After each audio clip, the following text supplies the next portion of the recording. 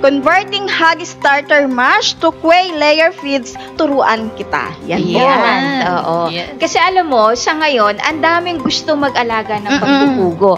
Ang nagiging problema ngayon, lalo na nga dun sa mga remote area, hindi napupuntahan ng mga ganitong feeds na quail feeds. Siyempre, kailangan maganda yung quality ng feeds na ibibilhin natin para doon sa magandang pangingitlog ng pugo. Kaya tayo bilang gusto makatulong sa mga nag-aalaga, naggawa tayo. Actually, matagal na to eh. Oo. Matagal na to. Miss Ana actually maraming gustong mag-alaga talaga ng pugo. Ang problema lang po nung iba, dahil syempre yung iba mag-start pa lang ng konti, ang problema na wala daw nabibili na tingi-tingi. Kailangan 25 kilos kaagad na quail layer feed. So, syempre hindi naman nila kaya yung isang bagsakan lang na pagbili. At saka isa pa dyan, mahal talaga. Napakamahal ngayon. Magkano ba ngayon? 45 to 47 per kilo na ang quail feeds ngayon. Tapos kung bibili ka ng isang kaagad na sako, konti lang aalagaan mo, hindi tayo makakabili. Kailangan talaga ganun ang bibili natin. Kaya po, ito ang aming topic ngayon. Actually, sasabihin ko sana na ito ay matagal na nating ginagamit. So, doon sa mga nagre-request, so ginawa natin ito ng concentrate. Kasi di ba dati natatopic na natin doon sa mga pang-alternative na pakain, sa mga paitlugin. Yung iba gumagamit ng mga pangbaboy na feed. Pero bakit parang minsan hindi pa rin kumbaga quality yung production na napoproduce ng ano. So ngayon, mas tuturuan namin kayo kung paano masisiguro na kumbaga quality pa rin yung maipoproduce ng mga itlog ng inyong mga quail layer despite na hindi talaga yung purong quail feeds talaga yung gagamitin ninyo. So may alternative plus nutritious pa rin yung kanilang kakainin. At saka bago din natin ipakita talaga yung ating video para magkaroon kayo ng idea kung paano pinapakain, ano yung resulta. Kaya po, Hog Starter Mash, yung aming napiling feeds na ilalagay doon sa ating concentrate. Dahil po ang Hog Starter Mash ay mataas po ang protina. Ang protein po nan ay naglalaro yan sa 18 to 19 depende doon sa manufacturer na inyong bibilhin. So, ang pangailangan po ng pugo, ang protina po dapat ay hindi bababa sa 18%. Ayan po yung behind na bakit starter feeds ang kailangan natin ihalo. So ayan, para makita po natin yung resulta ng pagbibigay ng starter feeds plus concentrate, ito po yung video. Ngayon ay mag-harvest tayo ng itlog.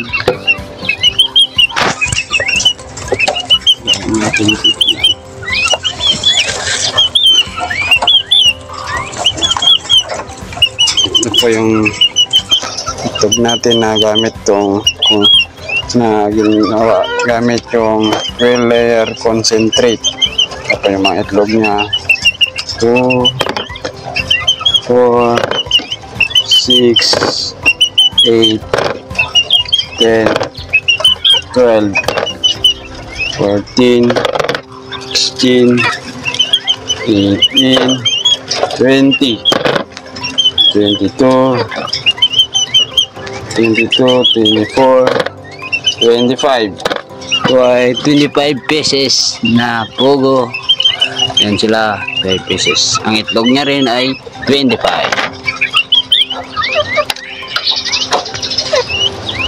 Yan yung input niya, oh. Yan. Input niya. Yan po. Ito naman ay may lalaki na pugo. Ito ang pang-breeding mo sana. Pag nawa 2, 4,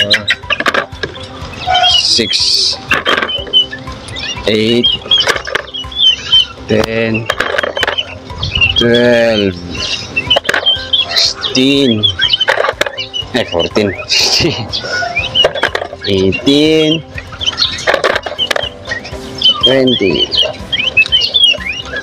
20 pesos, may 5 lalaki.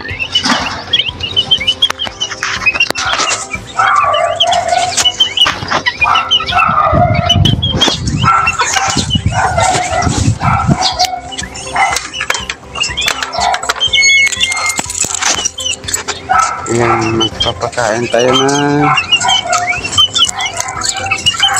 itong quail concentrate na gamit natin na nihalo sa Hog starter mask. Yan. Yes, yan. Ito po. Ito yung DIY yung mixer kong ginamit. Hindi ko na tinanggal dito kasi alapit na din ako mag-mix. Ito po siya, oh. Ito ay pakain natin. Yan may pakain dito. Ay, ito lang.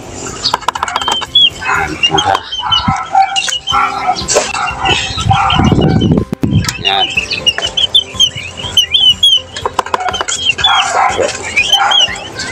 So natin pa walang papasok na mga kaibigan. Manok ko humihingi na ako. Yan. Yan.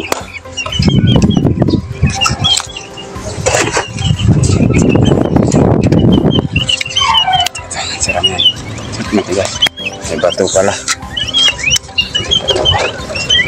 Yan.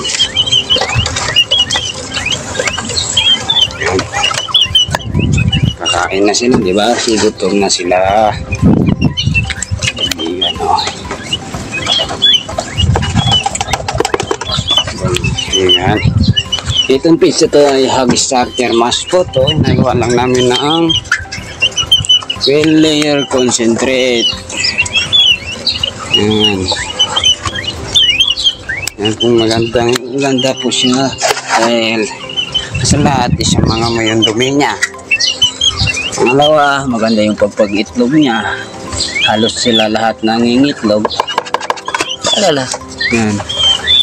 Natin hanggang hapon na yan. Pagkain natin hanggang hapon na para natin maglagay. Hanggang bukas. Hanggang bukas na ito eh. Yan. Hanggang bukas na yan. Umaga. Ito pala humingi na yung dalawa kong ano pa. Ito pa rin ang pinakakain ko dito. Ito lang din.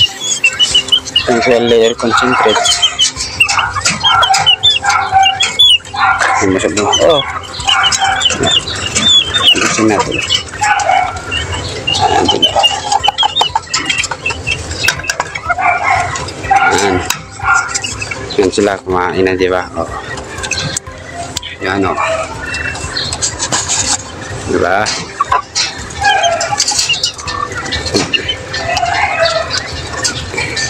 Paglaki ko basic lang. Yan.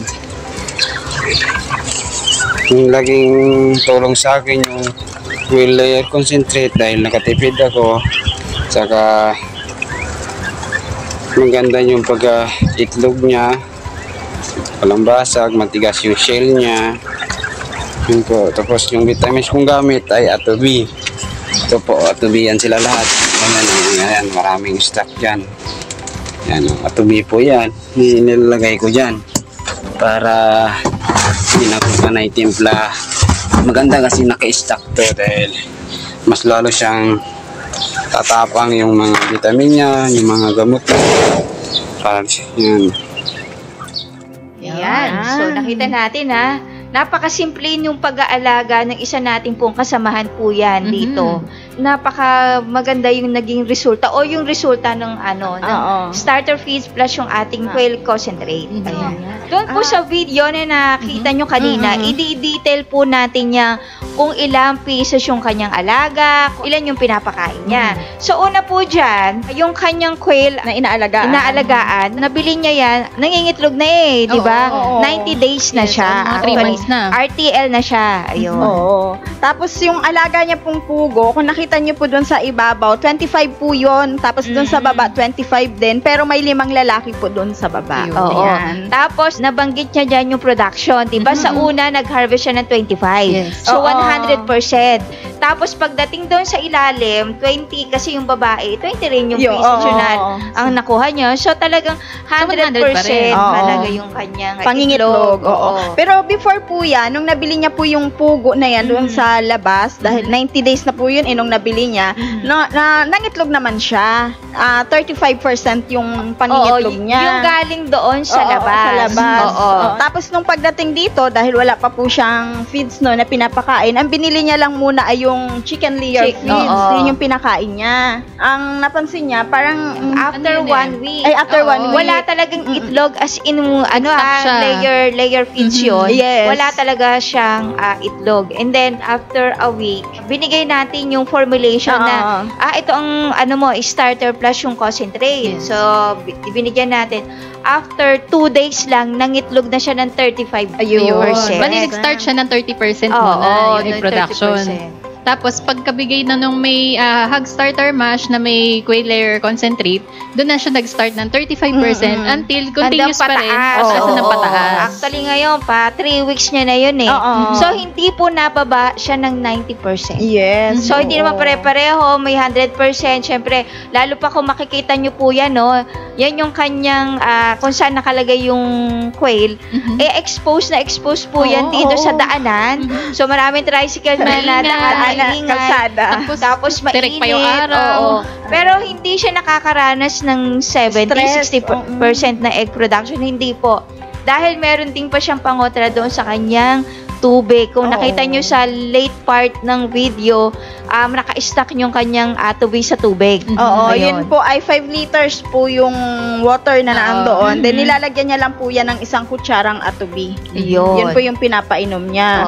Tapos yun nga, continuous po yung pangitlog ng kanyang pugo. Actually, nagbebenta na nga po siya ngayon.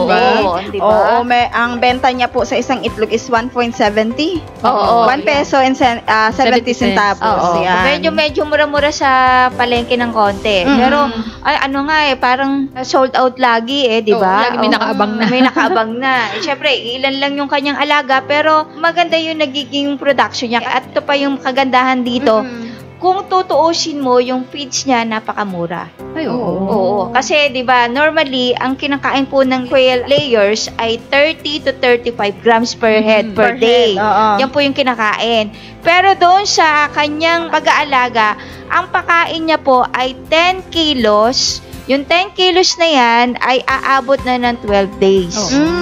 Di ba? Kung i-compute po natin yan doon sa 50 heads, and then na sideline pa yung 2 manok na puti, kung tutuusin nyo po yan, 10 kilos divided by 12 days, ilang grams po yan, and then divided by doon sa 50 heads. So, ang lalabas po nan ay 16.6 or 17 grams per day per head na. Diba? Diba? Napakaliit. Diba kung i-compute mo, napakaliit nung kanyang feed cost, and then kung iaano mo yung sa bentahan niya, kikita ng kaunti. Diba? Pero ayos-ayos na rin kasi parang libangan niya na rin yan. At saka nakakatuwa nga siya tingnan kasi pagising niya sa umaga, mga 6 o'clock, magpapakain siya ng kanyang mga pugo. Then pagdating niya ng mga 11, papakainin niya ulit. Pagdating ng hapon, papakainin niya ulit. 6 p.m. ulit siya. Then sabay na yung collection ng kanyang mga itlog, ng mga pugo. Yun po. Kaya, parang kung makikita mo siya, nag-i-enjoy talaga siya doon sa mga ginagawa niya. Saka siya 3 times a day po siya nagpapakain. Alas 6 ng umaga, pagdating noon, alas 11 ng tanghali, and then sa hapon, alas 6. Tama? Then sabay yung collection nga ng itlog. Yes. Saka ang kagandahan nito, hindi kasi siya nagwo-worry kung may papakain. Kasi basta mag-stock lang siya ng hog starter. Kasi ang pakain naman ng baboy, lagi meron niya sa poultry supply Ayun po, ako magtatanong po kayo, mash lang po yung kanyang binibili. So, any brand na starter feeds, okay po. And then, sasamahan lang po yan ng quail concentrate natin. Ayan. Yung quail concentrate, ito po yung ano ba yung dosage niyan? Ayan po. Meron po tayong mga naka-pouch na quail concentrate. May nakalagay naman po na yung 430 grams po na nasa isang pouch ay ihahalo nyo po yan sa 5 kilo po ng hog starter mash. Kahit ano po, premium or special po na hog starter mash. Yan. Sure lang natin na mahalo natin ng mabuti. Tapos may Meron packaging pa din isa na. packaging na isa. Oo, Ayan. itong isa naman po ay 825 grams naman po yung packaging ng isa. Ihahalo naman po natin yan sa 10 kilo ng Hog Starter Mash. Then, make sure lang po natin na will mix po yung pagkakahalo natin para evenly halo doon sa feeds po natin. Yan. So, pag nahalong-halong-halo yan at magandang ibibigay po natin doon sa ating mga alaga. Check na po. Sure na mangingitlog yung inyong mga quail. Kung itatanong nyo po yan, pwede po yan sa mga RTL, doon sa mga bago pa lang na ilang days? 25 days. Oo, pwede na po nating ipakain yan. Hanggang doon sa meron na ilang months na kayo nag-aalaga, pwede naman po natin, yan po yung pang alternative nyong feeds. Yes. Ayan. So, kumbaga, sila na lang bahala kung ang ipe-prepare nila ay pang 5 kilos na Hog Starter or 10 kilos. 10 kilos. Yan. So, napakadali lang i-prepare, tapos pwede pa nilang i-stock. Tas the same time, yung technology din natin sa tubig, hindi kayo mag-worry na mag-stock din kayo ng marami, kagaya nga nung nakita ninyo sa video, nag-prepare na siya ng marami, yung kasamahan natin. Basta as long as nasa container naman siya na may takip, so secured naman yung inumin ng mga pugo. Oo, at saka kung nag-worry kayo na baka ma-stress yung inyong mga alagang pugo, kung nakita nyo nga po kanina, nasa labas po, nasa tabing daan, saka alam mo sikat doon, ng araw. Oo, diba? Pero tingnan nyo po, yung kanyang pangingitlog is 100% pa rin po yung production. Oo, saka kung makikita mo sa panahon ngayon, pwede nating maging extra income yan. Kasi Oo. minsan yung nagiging problema natin, yung pakain eh. So, ayan po, isa na naman po yan na pwede nating gamitin. Pwede nyo pong itry na kahit po wala tayong quail feeds, starter feeds lang po, plus sa atin yung concentrate pag-alaga na po tayo ng ating mga pugo. Yes po. At saka regarding po diyan, yung pinakita namin sa inyo, madali na lang po talagang i-prefer dahil hindi mo na po kailangang magtimbang-timbang pa. Yung feeds na lang yun. Ay, ihahalo mo na lang. Oo, So, wala nang kung ano yung problema. kailangan mo, yun na yun, halo na lang yun. Pwede mo nang ipakain. Yes. Hindi na sila magsusukat kasi yung packing natin sa concentrate is nakalaan na kung for 5 kilos siya or for 10 kilos. Yes. Oo, saka kung titingnan nyo po napakaliit lang yung kailangan nating concentrate at hindi nyo na kailangan pang ito yung kailangan. Yung doon siya nagpapagawa, wala naman yung problema doon sa formulation kasi may mga raw mats kayo. Pero yung wala talaga totally katulad na andito tayo sa subdivision, hindi tayo makakuha ng mga iba-iba nating mga ingredients. Ayan. So ito po, pinamadali na lang po. Kung tatanungin nyo po kung quail feeds lang ba, pwede rin po yan doon sa mga layer na manok na malalaki. Pwede po natin ilagay yan. Actually, meron din po tayong pang-layer Yes. na yun. concentrate. Yes, pwede po. Sa mga native, pwede rin po yan. Yan. So maraming salamat po uli sa inyong pagsubaybay sa amin. And always remember, Team Matovi will continue to educate, Share and inspire others. Bye!